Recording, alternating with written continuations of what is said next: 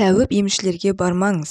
6 жыл бұрын сәби күткен келіншек бедеуліктен қалай айырылғанын айтты. Сіздермен бірге мен Мадина. Видео басталмас бұрын каналға жазылып кетіңіз. Бедеулік емделеді дейді 6 жылдан кейін сәбилі болған кейіпкеріміз. Екеусіз балалы болған келіншектің оқиғасымен бөлісеміз. Кейіпкеріміз өзімен тағдырлас әйелдерді ешқашан үміт үзбеуге шақырды. Алматы облысының тұрғыны, бүгінде 3 баланың анасы Маржан, яғни есімі өзгертілді, не себепті ұзақ уақыт сәби сүйе алмағанын айтты. Тұрмыс құрғаннан кейін денсаулығында кінәрат барын түсінген ол бірден ем алуды бастап кеткен. Бастапқыда жақсы маман таба алмай уақыт жоғалтып алдық. Жатырдағы 2 түтікше бітеліп қалған екен, бірақ табиғи жолмен бала көтере алатындай мүмкіндігім болды. Сол себепті оны жасату туралы мүлдем ойламаппын, дейді кейіпкер. Әдетте ұзақ уақыт бала көтере алмай жүрген қыз-келіншектерге қоғам тарапынан қысым болатын жасырын емес. Алайда Маржан ем шараларды дер кезінде бастап кеткенін, жақындары оған түсінікпен қарағанын айтты. Оның айтуынша, әйелдің эмоционалдық күйі жүктілікке әсер етпей қоймайды. Алғашында қатты уайымдадым, кейін көңілім басқа нәрсеге бұрып, уайымға салынбауға тырыстым. Негізі әйелдердің жақсы көңіл күйі де жүргені маңызды. Себебі күйзеліс жүктілікке кедергі келтіруі мүмкін. Сондай-ақ тәуіп емшілерге немесе жай гинеколог мамандарға баруға кеңес бермес едім. Жүктілікті жоспарлап жүргендіктен бедеулікті емдейтін білікті маманға қаралған жөн. Кәсіби маманға жүгінгеннен соң ешқандай екеусіз сәбилі болдым, дейді Маржан. Эмоционалдық күйге байланысты психолог Алена бедеулік диагнозы қойылған қыз-келіншектерге не істеу керегін айтып ақыл-кеңесімен бөлісті. Психолог маманның айтуынша, төменде айтылған себептер бедеулікке әсер етпейді. Көз тию, дуа, әйел анасының немесе апасының жасанды түсік тастауы, жүктілікпен немесе босанудан қорқу, жақсы ана бола алмаудан, ауру бола туудан қорқу, үнемі үрейде жүру. Әйелдер 95% физиологиялық себептермен бала көтере алмайды. Статистикаға сүйенсек, бүгінде ер адамдардың белсіздігі 50%-ды құрайды. 25% жағдайда әйелде еркектің де денсаулығы кінәраты бары анықталады. 5%-да ғана бедеуліктің себебі анықталмайды. Медицина қанша қарқынды дамыса да кейбір аурудың себебін анықтау мүмкін емес. Психологтың айтуынша, әлемде әрбір 8-ші жұп бала сүйе алмай жүр. Статистика Қазақстандағы бедеулік көрсеткіші 16-17%-ға жеткенін көрсетеді. Әр әйелдің ұрықтығы әр түрлі екенін ескеру керек. Сондай-ақ нашар экология әсері де жоқ емес. Алена әйелдердің бірден бала көтере алмаған жағдайда не істеу керегін айтты.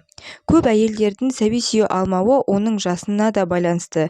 Әйел жасы ұлғайған сайын өзінің денсаулығын сеніп тапсыратын, бедеулікті емдеуге көмектесетін білікті маман тапқан дұрыс. Сондай маман табу үшін бірнеше дәрігер қабылдауында болып көрген жөн. Қай дәрігердің саған деген қарым-қатынасы ұнаса, сол маман жұмыс істеген абзал. Сондай-ақ дәрігерлеріңіздің кеңесі мен жүктілікті жоспарлап, алдын ала қажетті анализдерді тапсыру керек, дейді психолог. Әйелдің эмоционалдық күйі бедеулікке әсер ете ме? Эмоционалдық күйдің бедеулікке әсер етуі қалай? Олай болса, зорланған немесе тұрмыстық зорлық-зомбылықты бастан өткерген әйелдер бала көтермес еді. Керісінше, бедеулік ерлі-зайыптылардың эмоционалдық күйіне және қарым-қатынасына әсер етеді.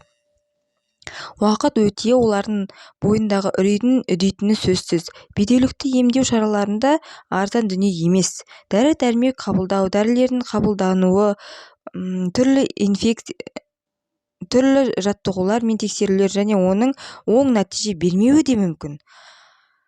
Айналадағы бөтен адамдар мен жақын туыстардың толассыз сұрақ қойып, қысым жасауы да күйзеліске әкеп соғады. Соның салдарынан менің алдыма бәрін шаршаған, айналысқысы келмейтін, көңілі қираған, өзін кінәлі санайтын шарасыз әйелдер келеді.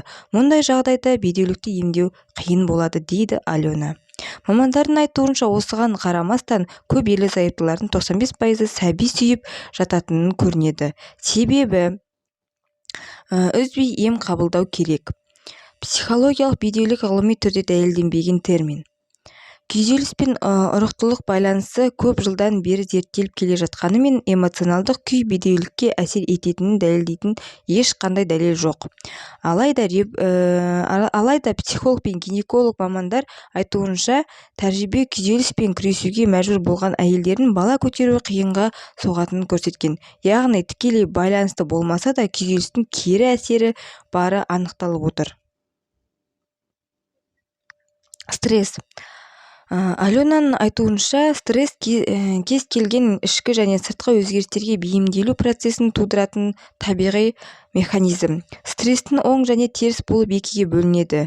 Біріншісі эустростресс деп аталынады. Ол мереке, емтихан немесе көлік сатып алған кездегі ағзадағы жұмылдырып белсенділікті арттыруға көмектесетін стресс. Ал дистресс дегеніміз күйзеліс. Бұл ұзаққа созылатын эмоционалдық стресс жағымсыз эмоциялардың салдарынан болады.